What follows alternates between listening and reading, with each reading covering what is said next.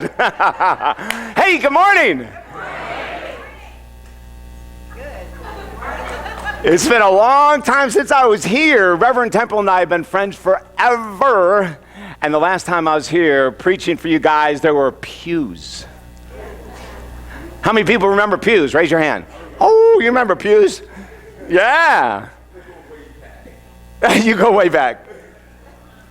It is just so great to be back here. We're going to be talking about vision today. What is your vision? And just we can talk about spiritual life, we can talk about material life, but what's your vision? Do you know what it is? Like if I pulled you aside and said, can you tell me your vision for your spiritual path and where you're going to end up? Do you know where you're going? Is this the last time you're going to sit in the front row?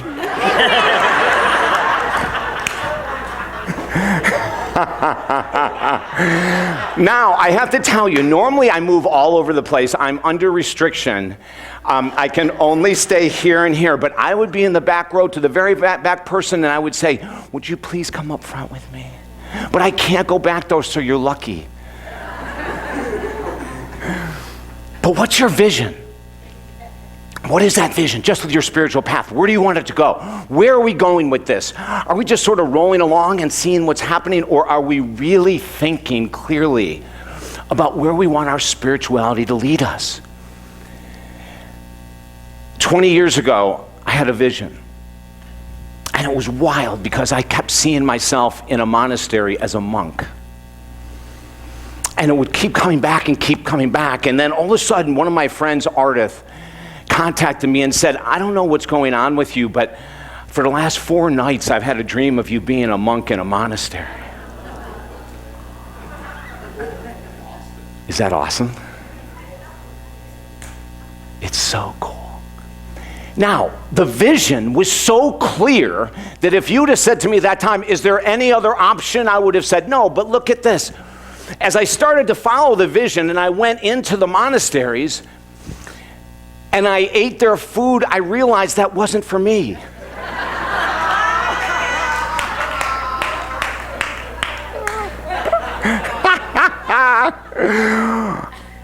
And I said, can I bring my own? And they said, no. But here's something interesting. So I became a minister, and then I became pastor of a church. And then I became an unpastor of a church.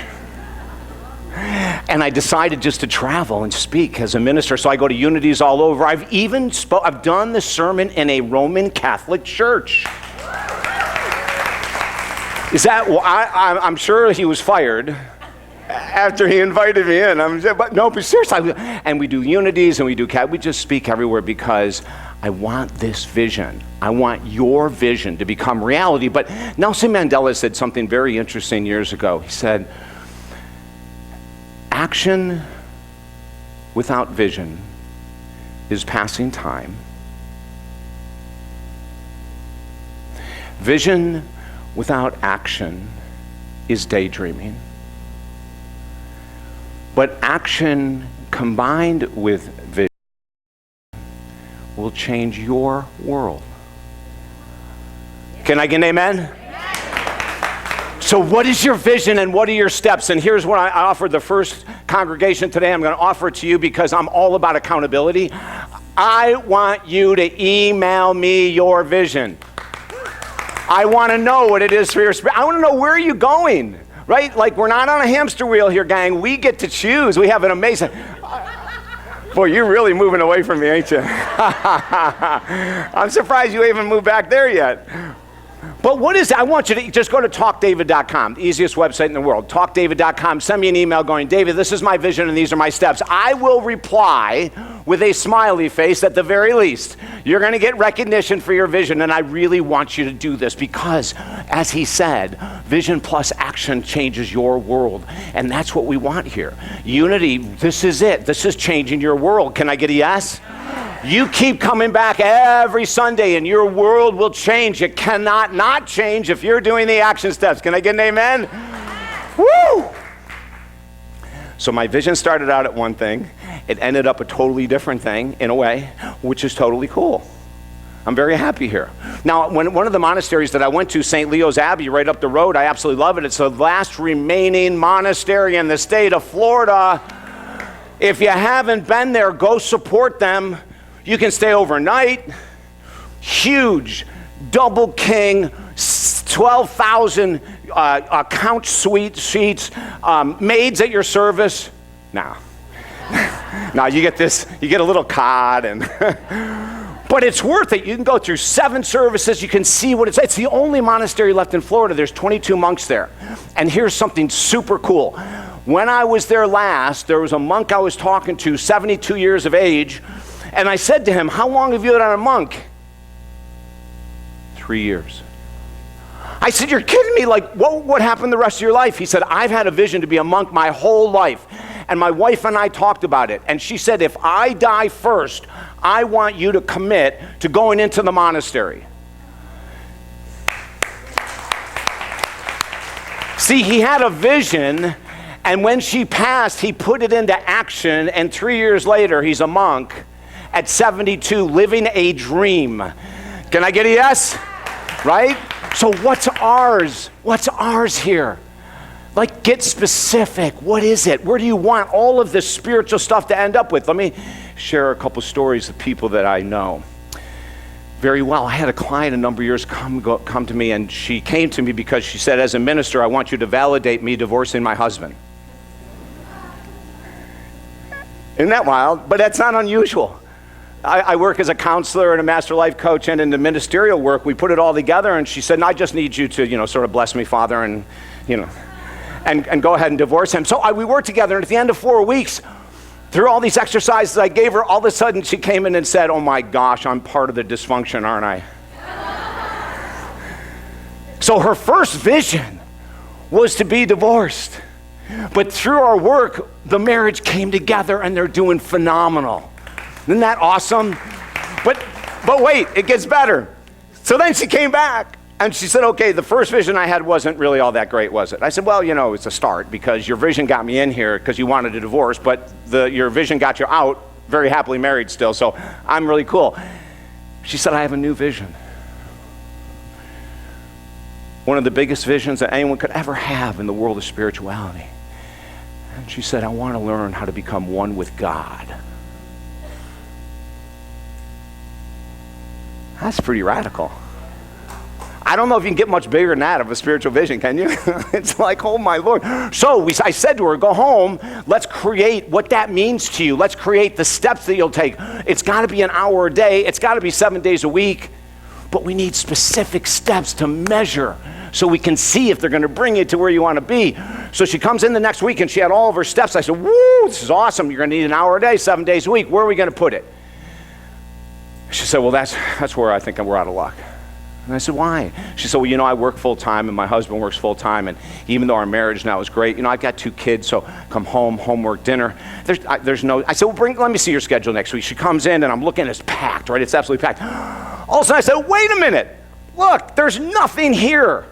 She goes, where? I go, right here. She goes, 5 a.m.?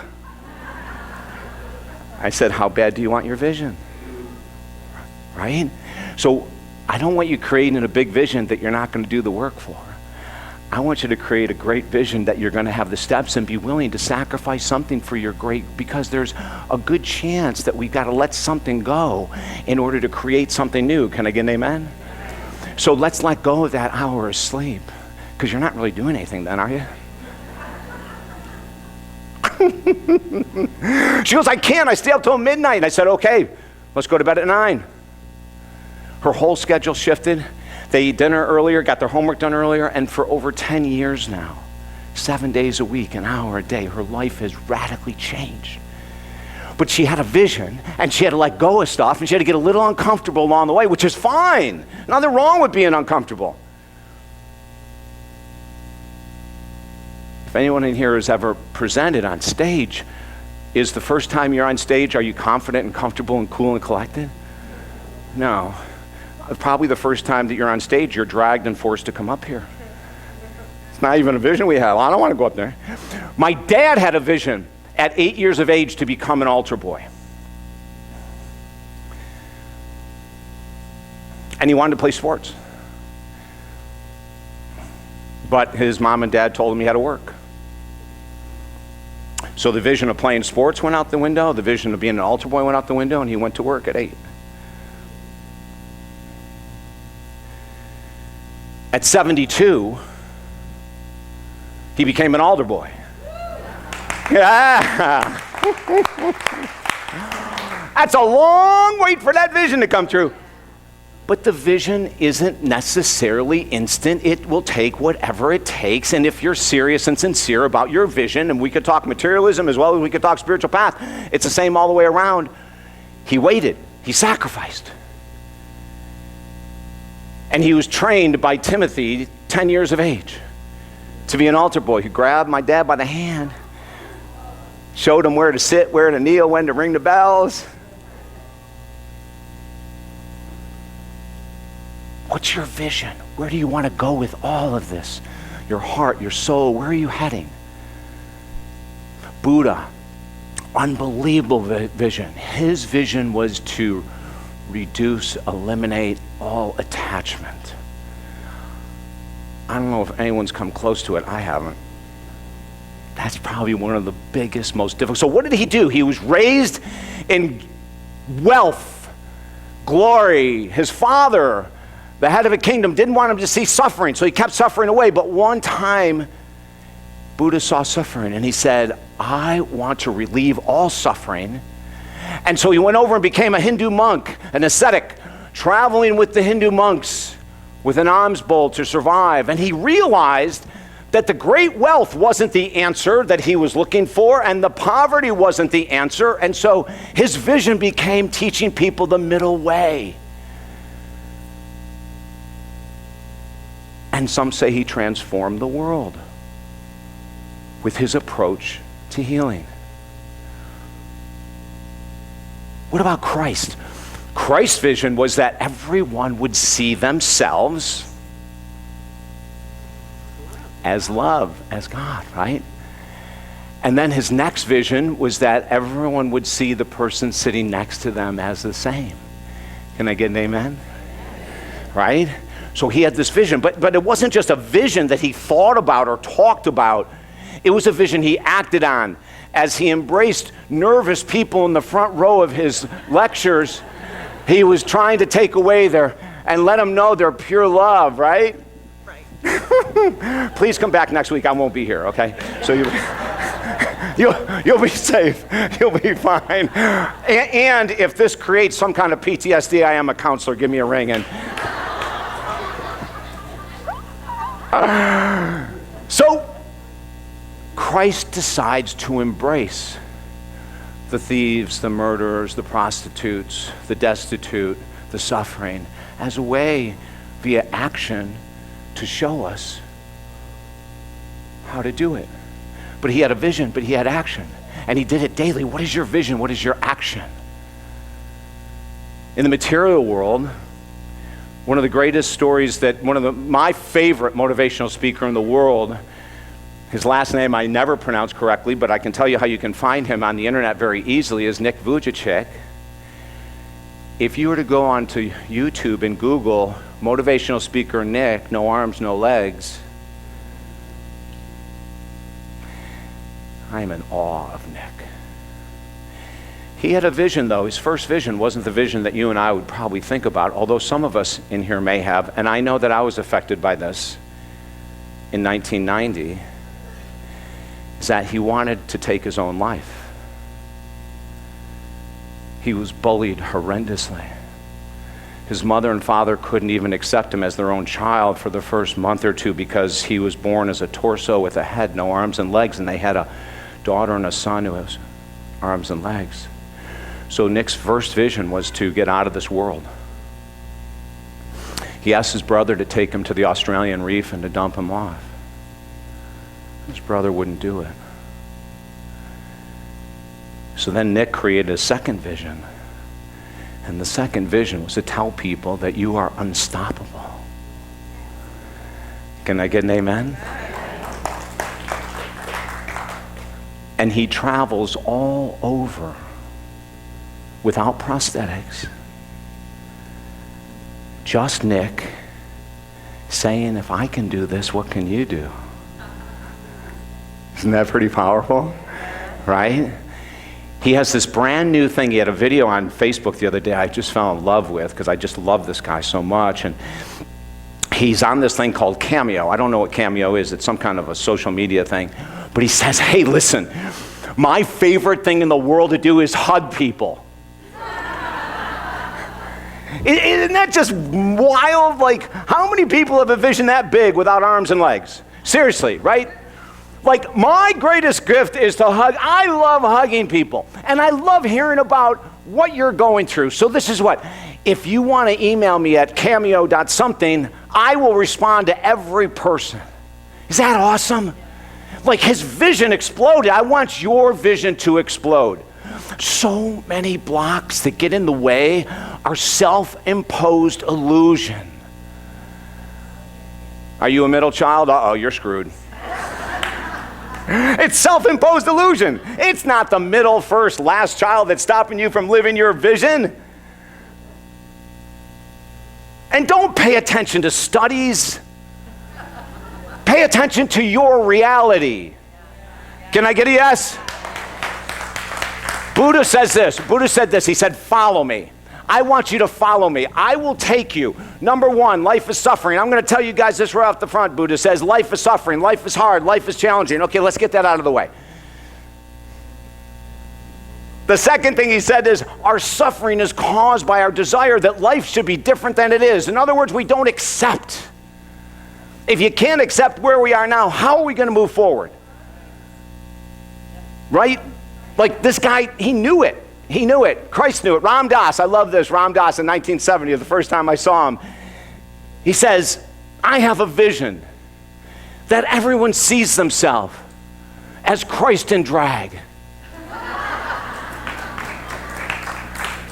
And it's just beautiful visions.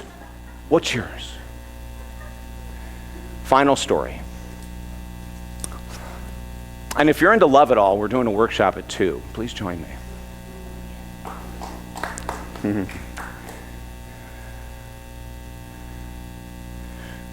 How many people have ever heard of the song or ever heard of this singer Meatloaf? Okay. So, for 27 years, I hosted a nationally syndicated radio talk show. And when we were on Westwood One, the studios were in Washington, D.C. My studio was in my house in Florida. And my producer says, you're not going to believe who's staring at the window listening to your show in the hallways of Westwood One. I said, who's that? He goes, Meatloaf. I said, oh my gosh, get him on the show. So he runs out in the hallway and says, Meatloaf, the host would love to have you on the show. And Meat turns to his handler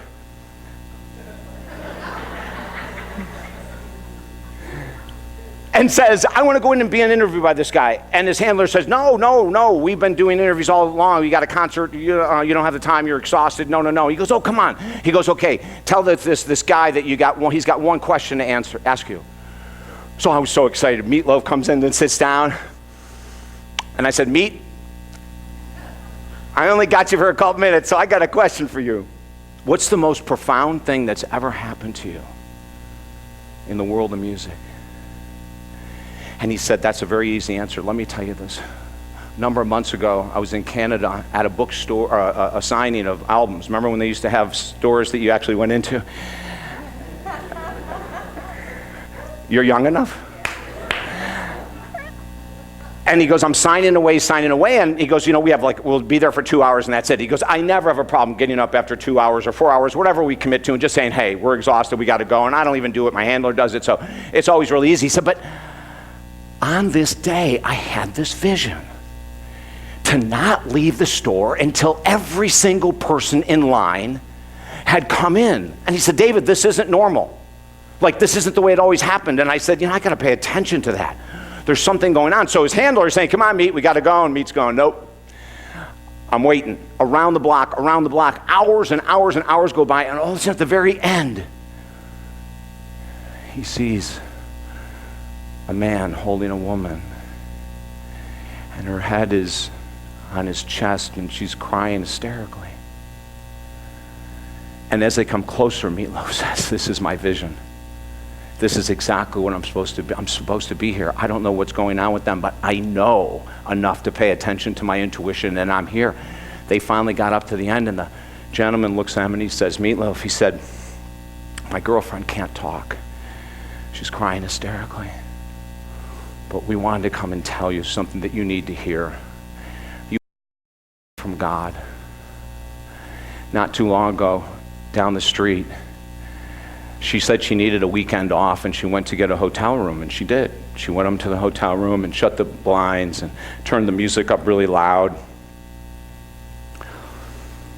She pulled a gun out of her bag and put it in her mouth.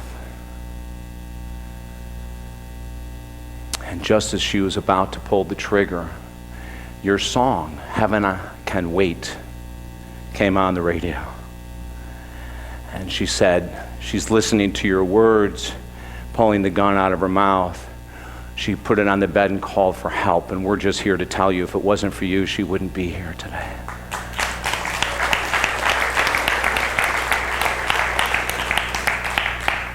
Our vision can be tuned into our intuition that, if combined with daily action, will bring you to the existence you so desire in this very moment. Go. Thank you.